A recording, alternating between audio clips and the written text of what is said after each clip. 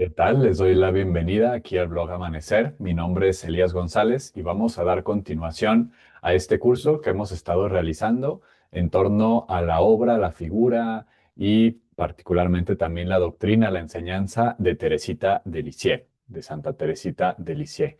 Vamos a recordar un poco, hemos estado revisando primero una generalidad de su vida, su biografía, algunos aspectos elementales también de su propia doctrina, la visión que se tiene, por ejemplo, desde el pensamiento de von Balthasar, este gran teólogo del siglo pasado que nos mencionaba que Teresita y Sor Isabel de la Trinidad son de alguna manera como los modelos de mística para nuestros tiempos.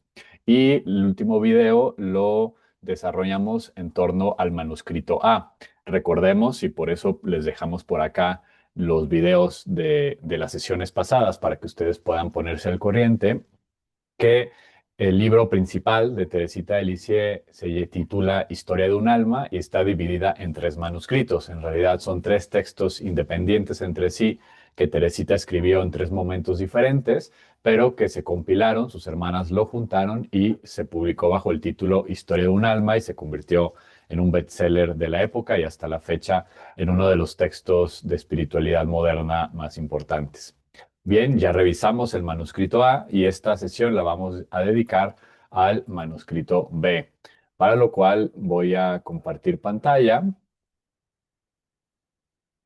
y compartimos el asunto. Muy bien. Vamos a avanzar. Esto es importante solo como para ubicar un poquito. El manuscrito B fue, digamos, escrito por Teresita en 1896, perdón, 1896. Estamos ya en sus últimos ejercicios espirituales, ¿no? En sus últimos retiros que ella llevó a cabo, donde ya empezaba ella a mostrar rasgos de enfermedad. Recordemos que ella muere de una tuberculosis no tratada, ¿no? Porque era un estigma en la época y además también, pues, de parte también de la espiritualidad muy de la época, ella pues se guardaba el sufrimiento y de alguna manera pues eso terminó con su vida. Pero bueno, ella, como todas las religiosas, hacían recurrentemente retiros que se llamaban ejercicios espirituales. Y aquí quizás una anotación al margen. Los ejercicios espirituales no necesariamente hacen referencia a los de Ignacio de Loyola, ¿no? Hasta hoy en día existen muchos tipos de ejercicios espirituales, por eso es importante si uno quiere hacer los ejercicios espirituales ignacianos, esos son los propios de Ignacio de Loyola, pero existen otros ejercicios espirituales, otro tipo de retiros con metodologías distintas, ni mejores ni peores, simplemente tradiciones diferentes, ¿no? Entonces, a petición de su hermana, ¿no? Recordemos que este ya es una época en que Teresita se encuentra ya dentro del Carmelo, ella ya es carmelita, y entonces, bueno, ella está en este momento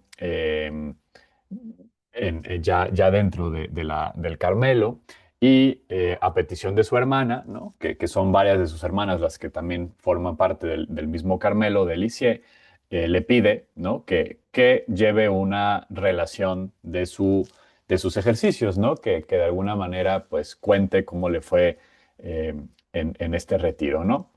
Y particularmente, pues le pide, ¿no? La petición concreta es que escriba en torno a su doctrinita o al caminito, ¿no? Eso nos hace referencia a que Teresita de alguna manera ya hablaba, por lo menos con sus hermanas de sangre, que también eran sus hermanas de comunidad, pero con sus hermanas de sangre por lo menos ya tenían alguna noticia de lo que Teresita estaba experimentando espiritualmente y cómo, pues era, o sea, consideraban que era algo valioso, ¿no? Que Teresita tenía algo que aportar, algo que compartir a la comunidad. Y entonces le pide la hermana que escriba sobre esta doctrinita, sobre este caminito, que va a ser también, sobre todo esta última palabra, un concepto recuperado por la propia Teresita, ¿no? Entonces, de alguna manera, ya aquí nos estamos acercando más y más a su propia propuesta espiritual. Y quizás el centro de todo, ¿no? Considerado así por la propia Teresa, es la vocación del amor. Esto es fundamental. La vocación del amor va a ser la vocación que ella va a descubrir para sí misma y que ya lo hemos estado diciendo desde videos anteriores, pero aquí lo va a exponer con muchísimo más claridad y con todas las palabras, y le llama la ciencia del amor. Y miren esta cita, ¿no? La ciencia del amor, sí, estas palabras resuenan dulcemente en los oídos de mi alma. No deseo otra ciencia, otro saber, otra especulación, no, no quiero otra ciencia, sino es la del amor. Después de haber dado por ella, por la ciencia del amor, todas mis riquezas, o sea, es decir, después de haberme entregado, de haberme ingresado al Carmelo, ¿no? De haber dado mi vida en torno a esto, como la esposa del Cantar de los Cantares, que no he dado, siento que no he dado nada mía, nada todavía, ¿no? Eso le parece, o sea, después de haber entregado todo, todavía siente que no ha entregado nada, ¿no? Que todavía hay tanto más para entregar. Y nos sigue diciendo, comprendo también que fuera del amor no hay nada que pueda hacernos gratos a Dios, que ese amor es el único bien que ambiciono. Ese amor es el único bien que ambiciono y que fuera del amor nada nos hace gratos a Dios. Esto va a ser, y lo va a ir recalcando en las siguientes citas que vamos a ir compartiendo, ¿no? En el fondo lo que nos está diciendo, el único camino hacia Dios es el amor. Es el único camino y que al mismo tiempo es un bien, es un fin y es un medio, ¿no? O sea, es realmente, como diría algún sabio del budismo, es la meta y es el camino, ¿no? La meta es el camino, este amor. Aquí simplemente recordarles, ¿no? Que las citas de Teresita, pues aquí aparece, así como en el video pasado, aparecía MS, que significa manuscrito, después una letra, en el video pasado era A, porque correspondía al manuscrito A, ahora siempre va a aparecer B, porque corresponde al manuscrito B, y después viene el número de página y es reverso o verso, ¿no? O sea, es decir, de un lado o de otro, según el original, y que en las distintas ediciones pues se mantiene esa división, ¿no? Pero bueno, vamos avanzando. Esto es muy bello, ¿no? Porque bueno, uno podría decir, ajá, amor, ¿y qué significa amor? ¿No? ¿Qué significa el amor? Porque es una palabra, pues, desde entonces y cada vez más, ¿no? Tan pervertida, tan polisémica y utilizada a diestra y siniestra de cualquier manera y sin ningún criterio. Entonces, cuando Teresita habla de la ciencia del amor y nos habla de que es el único camino hacia Dios, que es lo único que nos hace gratos a Dios, ¿a qué se está refiriendo, no? Y nos dice de alguna manera la clave inmediatamente después. Y citamos, Jesús se complace en mostrarme el único camino que conduce a esa hoguera divina, esta hoguera, esta fogata, este fuego en el que me quiero consumir de amor por Dios.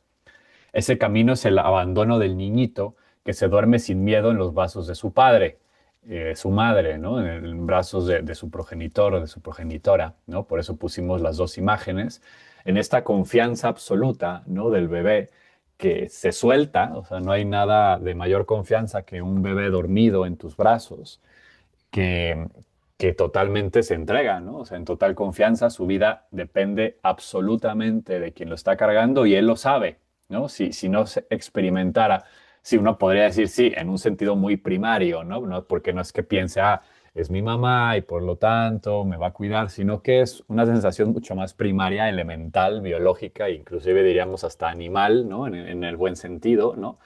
Es un bebé que todavía pues, no ha desarrollado ciertos grados del cerebro y en ese sentido es una confianza total, total, total, no porque me lo ha demostrado la historia que puedo confiar de ti, ¿no? Me puedo confiar de ti, puedo, pues sí, no me vas a defraudar. Aquí es simplemente una confianza total, ¿no? Como las fotos muy elocuentemente lo expresan. Y me parece que esto nos da una pista muy importante de que se está refiriendo Teresita por amor, ¿no? Un amor que empieza por la total confianza. No es un amor proselitista, no es un amor voluntarista, no es un amor meramente de obras, obras, obras, ¿no? Que no es que las obras no estén, pero vamos a ver que en Teresita hay otra noción también medio distinta a lo que podría ser una exageración de las obras. Tampoco es un amor meramente como de sacrificio, aunque va a estar presente por la espiritualidad de la época esta terminología también. Pero en buena medida podríamos decir que la clave del amor, según Teresita de Lisieux, tiene que ver con esta confianza total representada por el bebé en los brazos de su padre o su madre. Ahora, esto me parece una, una cosa muy interesante, ¿no? Y vamos a decirlo por qué. Está el papel que tiene la sed de Jesús en esta vocación de Teresita. Porque bueno, por un lado, la diapositiva anterior nos respondía de un modo de experimentar el amor más de una índole, digamos, activo-pasivo, o sea, es decir, la persona está llamada a esta soltura, a esta confianza absoluta en Dios, eh, pero además Dios también está llamándonos en su sed, en la sed de Jesús. Entonces, fíjense lo que nos dice Jesús no pide grandes hazañas, sino únicamente abandono y gratitud, que es, pues básicamente lo que decíamos antes, ¿no? Un abandono, una confianza, una gratitud como el bebé en los brazos. He aquí, pues, todo lo que Jesús exige de nosotros. No tiene necesidad de nuestras obras, sino solo de nuestro amor. Esto es poderoso, ¿no? Y podría, como decíamos en su momento, como malinterpretarse, ¿no?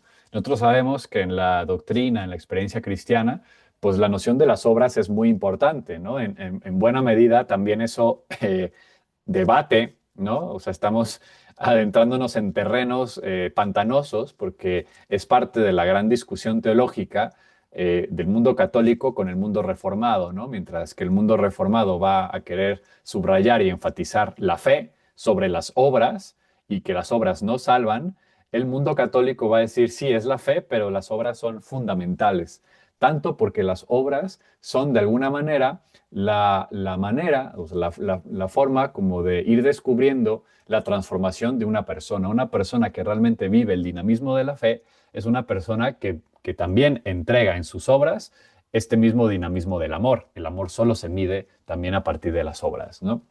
Entonces, es una discusión fuerte y aquí pareciera que Teresita, a pesar de ser una monja católica, pareciera que se aleja, ¿no? De la doctrina de la Iglesia. Yo diría que no necesariamente, ¿no?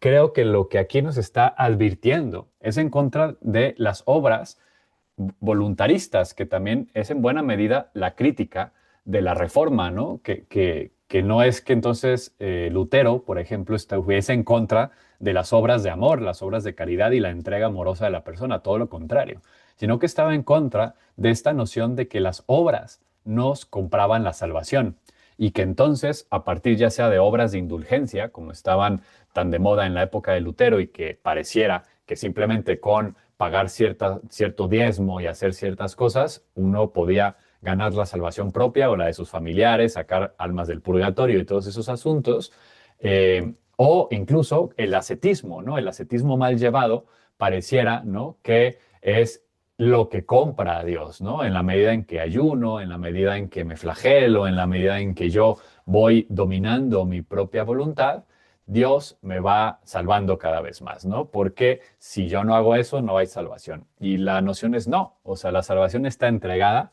Dios ya se entregó por completo, sin mérito alguno de nuestra parte, no nos salvamos por mérito, sino por amor de Dios. Y podemos caer, ¿no? Si no tenemos esta experiencia en este voluntarismo de pensar que las obras nos salvan, que las obras nos compran a Dios, ¿no? Y eso es muy ajeno a toda la tradición cristiana. Entonces, yo considero que Teresita de alguna manera también nos está diciendo esto. Dice, Jesús no tiene necesidad de nuestras obras. O sea, no necesita de nuestras obras en ese sentido. Lo que necesita, lo que su corazón, el corazón de Dios anhela es nuestro amor. Y claro, el amor se representa en términos de Teresita en esta entrega, en este abandono y en esta gratitud que también de alguna forma nos lleva a responder con obras, ¿no? Pero es del amor a las obras y no de las obras al amor. Quizás esa sería una manera de expresar, porque por supuesto que es del amor a las obras no desaparecen, como nos va a mostrar la siguiente cita. Dice, tenía sed, está hablando de Jesús y está hablando del pasaje de la samaritana, ¿no? Que le pide Jesús de beber en el pozo, ¿no? Porque también podría estar hablando, ¿no? De la experiencia de Jesús en la cruz. En ambos Jesús pide de beber. Entonces es esto, tenía sed, pero al decir dame de beber, lo que estaba pidiendo el creador del universo era el amor de su propia criatura. Tenía sed de amor, ¿no? Y esto va a ser bien bonito porque en Teresa de Lisieux, en Teresita de Lisieux, está presente esta sed de Dios, Jesús tiene sed de amor. Sin embargo, no va a ser parte tan central, ¿no? Como sí lo va a ser para la que podríamos considerar una hija espiritual de Teresita de Lisieux, que es la Madre Teresa de Calcuta. No por nada, ahorita en el blog Amanecer simultáneamente estamos subiendo videos tanto de Teresita de Lisieux como de Teresa de Calcuta, porque Teresa de Calcuta se llama Teresa porque su nombre original, recordemos que ella era de Macedonia, ¿no? Su nombre original, eh, pues es otro, su nombre religioso, cuando ingresa a la Orden de Loreto, toma el nombre de Teresa por Teresita de Lisieux, no por Teresa de Jesús o por alguna otra Teresa, sino por Teresita de Lisieux, que ella se siente profundamente interpelada y llamada a la vocación de Teresita, y en Teresa de Calcuta, tanto en su propia experiencia mística como en lo que ella dibujó, ¿no? Lo que ella elaboró para las misioneras de la caridad, esta noción de la sed de Jesús va a ser fundamental, ¿no? Tengo sed es de alguna manera el epicentro de la vocación de Teresa de Calcuta, perdón, y de las misioneras de la caridad. Jesús diciendo, tengo sed, sed de alma, sed de amor. Entonces, y esta sed se manifiesta en el caso de Teresa de Calcuta en estas personas que más sufren y el acercamiento a ellas. En el caso de Teresita Alicia, de donde seguramente viene toda esta experiencia de la sed de Jesús en Teresa de Calcuta, pues está muy presente en lo que ella menciona como Dios que quiere, que anhela nuestro amor, que le entreguemos nuestro amor. Y esa es la ciencia que Teresita quiere cultivar. Y nos sigue diciendo, Jesús, amado mío, ¿quién podrá decir con qué ternura y con qué suavidad diriges tú mi pequeña alma? Y cómo te gusta hacer brillar el rayo de tu gracia aún en medio de la más oscura tormenta. Esto es muy importante, ¿no? Ella se va experimentando cada vez más como guiada por el propio Dios, por el propio Jesús en su interior. Jesús le llama, Jesús le invita. Y fíjense, ¿no? Es una mística como todas las carmelitanas, ¿no? Una mística muy cristocéntrica, ¿no? O sea, Jesús está muy presente en la mística de Teresita de Lisieux y encuentra a Jesús guía en su interior. Y aún está guía en medio de la más oscura tormenta, porque sobre todo ya en el manuscrito A vimos algo de estos ápices de noche oscura que comienza también a vivir Teresita, pero va a ser en el manuscrito C, para otro video, en donde veamos más fuertemente y más claramente la experiencia de noche oscura, que volviendo a Teresa de Calcuta, eso es algo que también comparten las dos. Miren, este pasaje, ¿no? De todas las vocaciones va a ser, digamos, un énfasis en el tema del amor, la vocación al amor, pero va a estar, digamos, sí, o sea, es de las cosas también más bellas, más poderosas de Teresita de Lisieux, ¿no? Vamos a, a leerlo. Dice, ser tu esposa, Jesús, ser carmelita, ser por mí unión contigo, madre de almas, debería bastarme. Pero no es así. Ciertamente, estos tres privilegios constituyen la esencia de mi vocación, carmelita, esposa y madre, ¿no? O sea, ella está reconociendo, ¿no? Que Jesús la llamó a ingresar al Carmelo y que esa es su vocación, ¿no? Se siente plena, se siente feliz respondiendo a esa vocación. Y dice, sin embargo, siento en mi interior otras vocaciones, o sea, además de las que ya está encarnando, se siente invitación a otras vocaciones. Siento en mí la vocación de guerrero, de sacerdote, de apóstol, de doctor, de mártir. En una palabra, siento la necesidad, el deseo de realizar por ti, Jesús, todas las obras más heroicas. Siento en mi alma el valor de un cruzado, de un suavo pontificio, ¿no? De esos guardias del Vaticano, ¿no? Eh, ella, pues, está, digamos, es una manera de expresar su enorme anhelo por Dios. O sea, quiere hacerlo todo por Él, quiere entregarlo todo por Jesús, ¿no? Y no se satisface con encarnar las vocaciones que en este momento está llevando a cabo, ¿no? También quiere ser guerrera, quiere ser sacerdote, apóstol, doctora, mártir y un montón de asuntos, ¿no? Quiere no dejar nada, ¿no? Quiere entregarlo todo. Y eso nos remite a otros pasajes, ¿no? Del manuscrito A, que ustedes recordarán si vieron los videos anteriores, cuando Teresita de niña, ¿no? Esto de yo lo elijo todo, ¿no?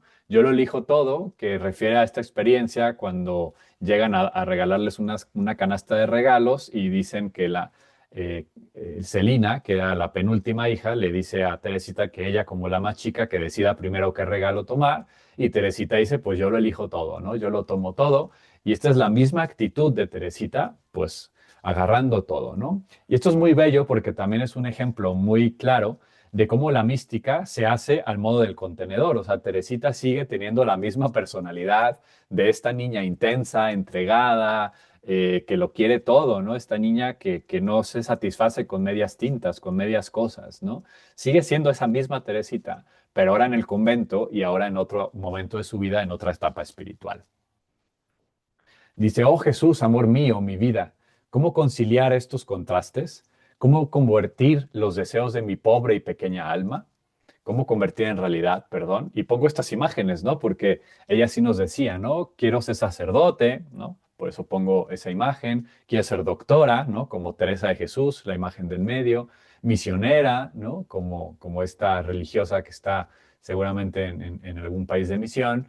Eh, y entonces Teresita dice, bueno, ¿cómo concilio estos contrastes?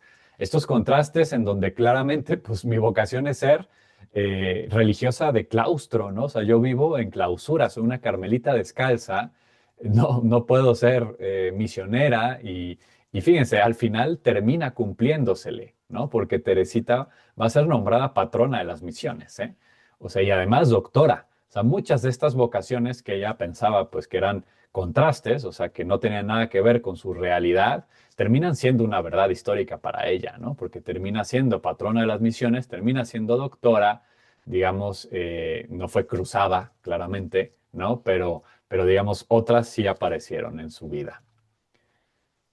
Dice, la caridad me dio la clave de mi vocación, ¿no? Porque, y aquí nos hace referencia eh, a algo que decíamos en los primeros videos, ¿no? Que von Balthasar nos ayudaba a entender cuál era el uso que Teresita hacía de la escritura, ¿no? Y nos decía Balthasar que Teresita no era una estudiosa de la escritura, no se la sabía de memoria ni nada por el estilo, y además, pues, no tanto que ella buscara como, o sea, no seguía el camino tradicional, ¿no? de alguien que acude a la escritura para más bien dejar que la escritura hable e interpele y nos diga por dónde, sino que Teresita de alguna forma acudía a la escritura para argumentar sus propias intuiciones espirituales, ¿no? O sea, era como un uso mucho más pragmático de la escritura y aquí nos confiesa ella, ¿no? Porque va a estar va a pasar varias semanas y bueno,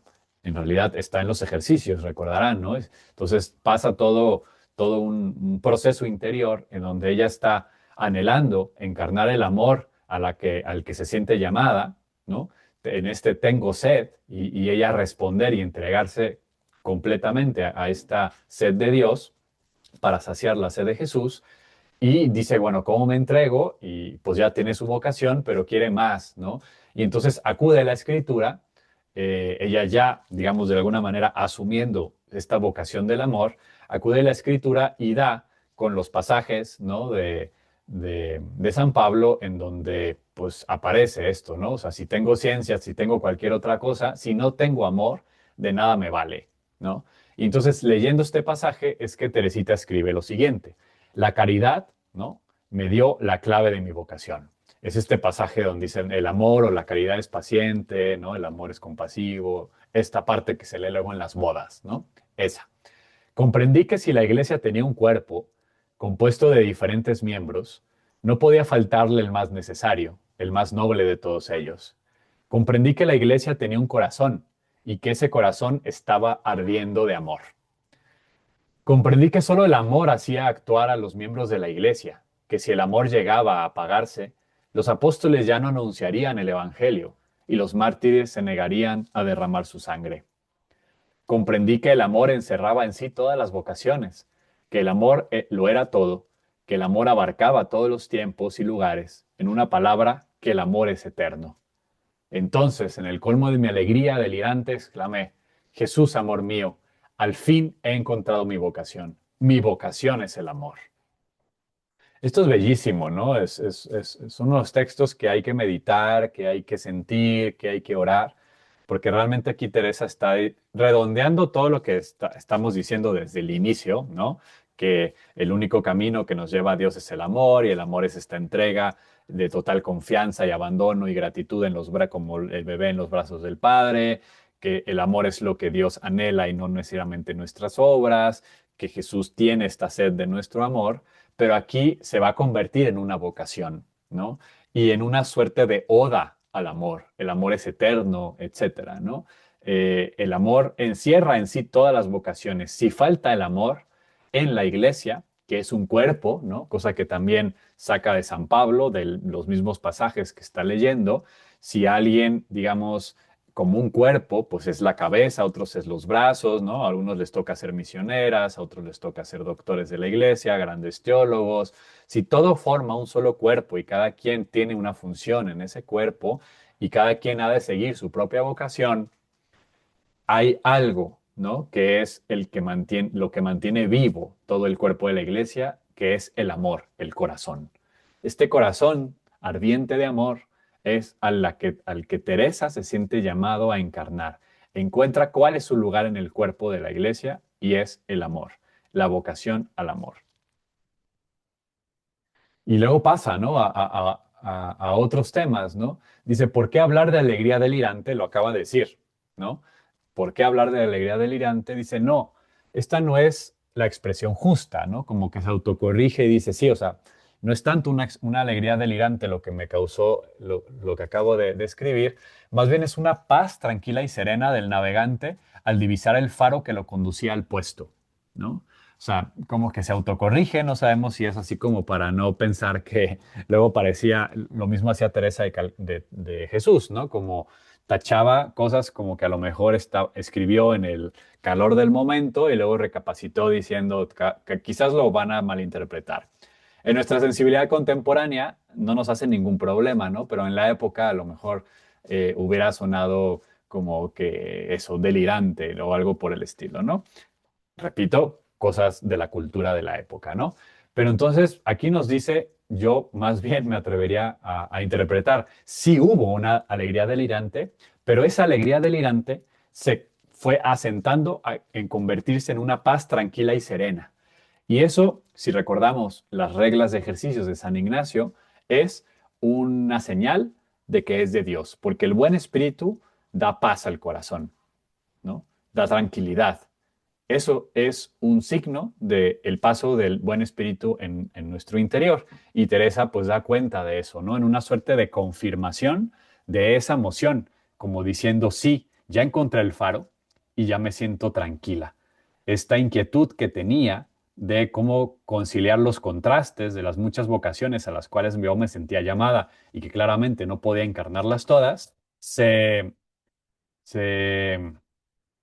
se me cayó aquí el libro y estas cuestiones. Este contraste al que ella sentía como este jaloneo llega a una tranquilidad, ¿no? Llega a la tranquilidad de experimentarse en el camino hacia la vocación del amor, haber encontrado, por decirlo así, la respuesta que estaba buscando. Y luego nos dice, por eso les decía que o sea, hay lenguaje de la época, claramente. Parece satisfacer a la justicia divina. Para satisfacer a la justicia divina se necesitan víctimas perfectas. Pero a la ley del temor le ha sucedido la ley del amor, fíjense, qué poderoso. O sea, aparece la noción de víctimas perfectas, ¿no? Que es, pues sí, o sea, una recuperación de esto del Cordero de Dios, de las víctimas, Jesús reemplazando a todos los sacrificios del templo judío. Ya no hay necesidad de más sacrificios, más que el sacrificio interior de entrega, todo este asunto. Y al mismo tiempo, como lo veníamos diciendo en todos los videos, Teresita bebe de las palabras y de la teología de su época, pero al mismo tiempo nos ofrece una narrativa disruptiva también a la época, porque dice, de la ley del temor le ha sucedido la ley del amor, y el amor me ha escogido a mí como holocausto, a mí, débil e imperfecta criatura. Entonces ya no es la víctima perfecta que tenemos que buscar al becerro más gordo, que tenemos que autoperfeccionarnos hasta convertirnos en seres perfectos que entregan su vida a Dios, dice, la ley ya no es la del temor, la de tengo que perfeccionarme y ser moralmente íntegro y prístino y nunca equivocarme, ¿no? Sino que ya es la ley del amor. Ya no es la del temor a equivocarme y por lo tanto tener que ser siempre perfecta, sino la ley del amor que me ama en mi debilidad y en mi imperfección. ¿No es esto una elección digna del amor? Sí, para que el amor quede plenamente satisfecho es preciso que se abaje hasta la nada y se transforme en fuego esa nada. Fíjense qué bello. O sea, nos está diciendo que el amor viene de Dios. O sea, que no es, o sea, la perfección no viene de qué tanto yo me puedo subir para alcanzar lo divino, sino en qué tanto Dios se abaja para alcanzarme a mí. Y esto es una repetición propia de su caminito, ¿no? Aquí ya tenemos esta constante de que Jesús, Dios mismo, busca lo pequeño, ama lo pequeño y ama nuestra debilidad y nuestra imperfección, y ahí busca hacer maravillas. Y es que es la experiencia de Teresita, ¿no? Que veíamos en sesiones pasadas, cómo ella tiene pues de nuevo, esta inquietud interior de saber su vida y reconocerla como algo plano, algo sin mucho interés. Decíamos, no es la vida de San Ignacio de Loyola, San Agustín, estos grandes santos que tanto ofendieron a Dios, dice Teresita, y entonces después Dios los encumbró y yo que tengo una vida tan rosita, tan plana, tan aburrida, ¿no? Que nunca he pecado así importantemente, que, o sea, que realmente, pues sí, o sea, siente su pequeñez, ¿no? Y la poca cosa que puede hacer por Dios. Y entonces es en esa pequeñez, ella descubre la grandeza de Dios. La grandeza de Dios no está en su grandeza que me obliga a mí a hacerme más grande para poder alcanzarlo. O sea, la grandeza de Dios no se traduce en una inalcanzabilidad, ¿no? De nuestra parte, de tal manera que tengo que convertirme en un gran atleta del espíritu para alcanzarlo, ¿no? Sino que la grandeza de Dios radica justamente en su capacidad de kenosis, en su capacidad de entrega, de vaciamiento hacia lo más bajo, hacia lo más pequeño, ¿no? Y entonces con esto nos llega incluso Teresita a decir que pues Dios llega incluso a amar más, ¿no? Y ya a partir de esto es muy evangélico, a los más pequeños, porque tiene que agacharse más. Hay que agacharse más para recoger la flor más pequeñita que el gran girasol, ¿no? Entonces esto es muy, muy potente, ¿no? Porque es una ruptura con muchas nociones teológicas imperantes en la época y que siguen actuando, que siguen haciéndonos creer que tenemos que hacernos gigantes, ¿no? Para poder alcanzar lo divino, cuando en realidad todo el Evangelio, la buena noticia es justamente lo contrario.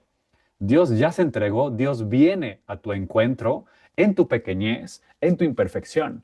Y eso es lo maravilloso del caminito de Teresita, 100% evangélico, repito, ¿no?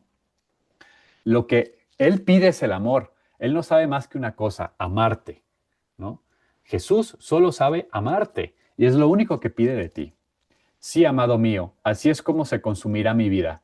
Yo no tengo otra forma de mostrarte mi amor que arrojando flores, ¿no? De aquí ya decíamos la famosa iconografía de Teresita de Lisieux, es que siempre aparece con flores, ¿no? Porque ella dice, yo no tengo otra manera de amarte que arrojando flores, es decir, no dejando escapar ningún pequeño sacrificio, ni una sola mirada, ni una sola palabra, aprovechando las más pequeñas cosas y haciéndolas por amor.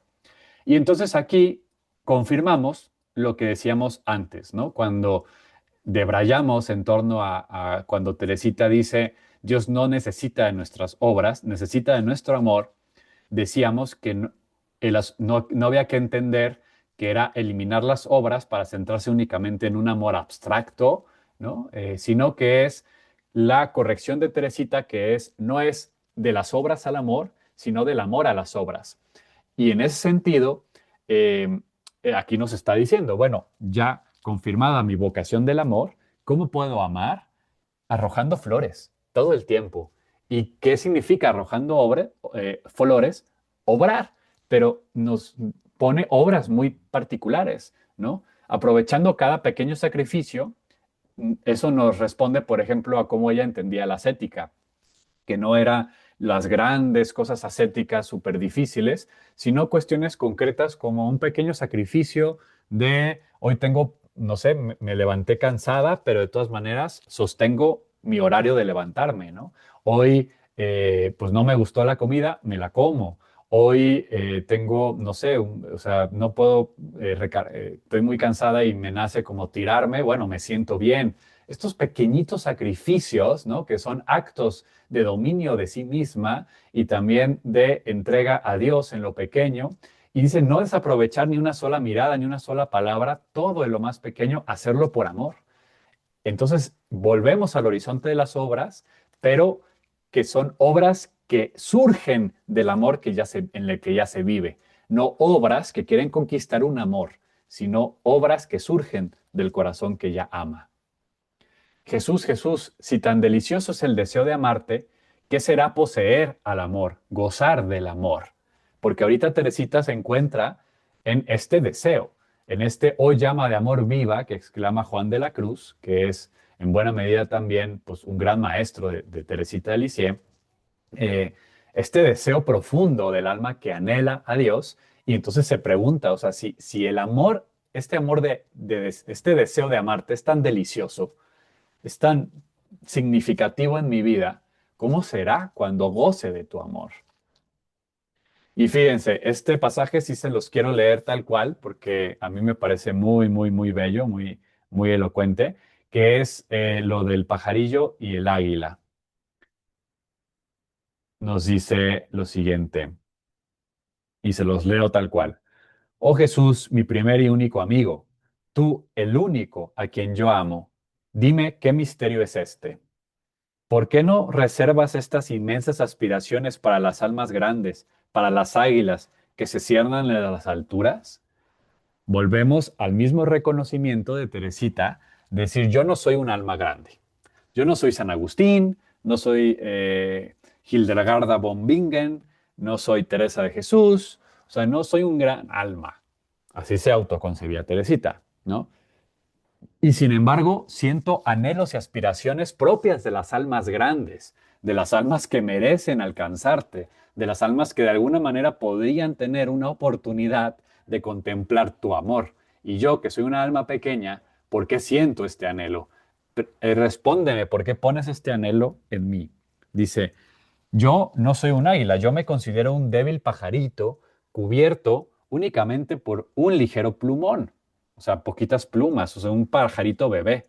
Yo no soy un águila, solo tengo de águila los ojos y el corazón, pues a pesar de mi extrema pequeñez, me atrevo a mirar fijamente al sol divino, al sol del amor, y mi corazón siente en sí todas las aspiraciones del águila, solo de mirar al sol.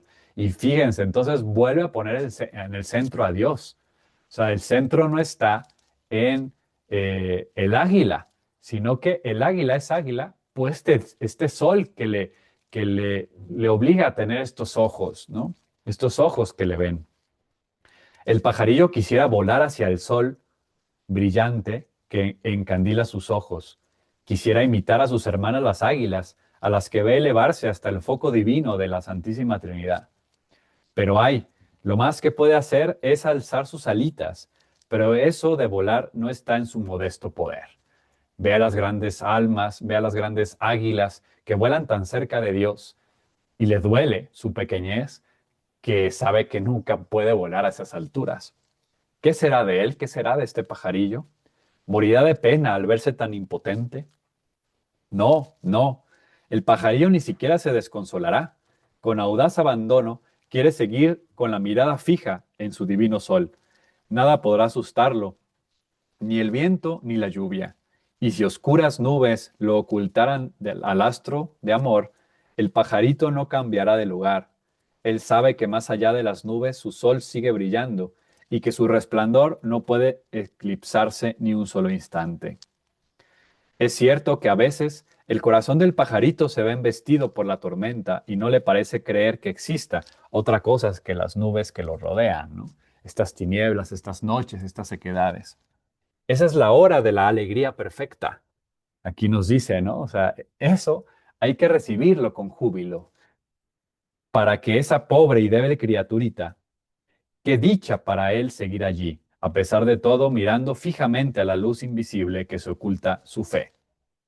Jesús, hasta aquí yo entiendo tu amor al pajarito, ya que él no se aleja de ti.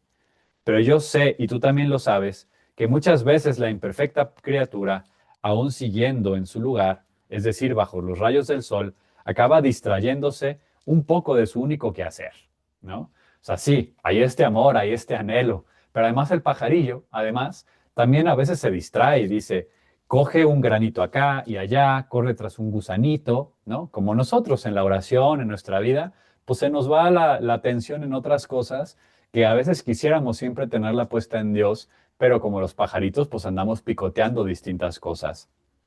Luego, encontrando un charquito de agua, moja en él sus plumas apenas formadas. Ve una flor que le gusta y su espíritu débil se entretiene con esa flor.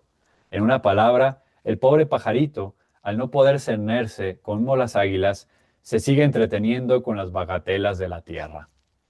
Sin embargo, después de todas sus travesuras, el pajarillo, en vez de ir a esconderse en un rincón, o sea, para llorar su miseria y morirse de arrepentimiento, se vuelve hacia su amado sol, expone a sus rayos bienhechores sus alitas mojadas, gime como la golondrina y en su dulce canto confía y cuenta detalladamente sus infidelidades, pensando en su temerario abandono, adquirir así un mayor dominio, atraer con mayor plenitud el amor de aquel que no vino a llamar a los justos, sino a los pecadores. Y sigue, ¿no? Teresita sigue, hasta ahí dejo yo la lectura, pero es bellísima, como podrán ustedes haber contemplado, y les invito a que lean directamente Historia de un alma. Ese es el objetivo de estos videos, que ustedes vayan directamente a los textos, pero que este pasaje del pajarillo y las águilas es básicamente un resumen de todo lo que hemos estado diciendo, ¿no? Dios ama nuestra pequeñez y en nuestra pequeñez estamos llamadas y llamados. Jesús, yo soy demasiado pequeña para hacer cosas grandes y mi locura consiste en esperar de que tu amor me acepte como víctima, que me acepte así como soy. Mi locura consiste en suplicar a las águilas, mis hermanas, que me obtengan la gracia de volar hacia el sol del amor por las propias alas del águila divina. Por eso yo ponía aquí en la imagen anterior esta petición, ¿no? Que el águila me suba a mi pajarillo, ¿no? Que el águila divina, el espíritu, suba este amor que puede ser pobre, pero que Dios hará maravillas con él. Bien, pues llegamos así al final de este manuscrito B, que como decíamos es tan bello, es el intermedio entre la Teresita del manuscrito A, que apenas está empezando a balbucear estas cosas. Aquí ya tenemos una expresión más madura del caminito, que consiste en, como decíamos en un inicio, dejarse, ¿no? Cargar por el amor divino, ¿no? Y entonces esto es fundamental y con esto vamos a dejar este video para que ustedes puedan acudir ya después a el último video, que va a ser el del manuscrito C, y entender mejor de una manera completa Historia de un alma. Antes, pues recordarles que está el libro Hemos visto a Dios, Historia de la mística cristiana, que escribí junto con Daniel Olmos, perdón, en la editorial Santa Teresa, y que dedicamos, obviamente, varias menciones a Teresita de Lisieux. Ojalá lo consigan para que ubiquen cómo se posiciona Teresita en toda la historia de la mística cristiana. Mi nombre es Elías González, bendiciones y nos vemos hasta la próxima vez. Ojalá les haya gustado el video y nos ayuden a compartirlo, a comentar y suscribiéndose aquí al blog Amanecer. Hasta la siguiente ocasión.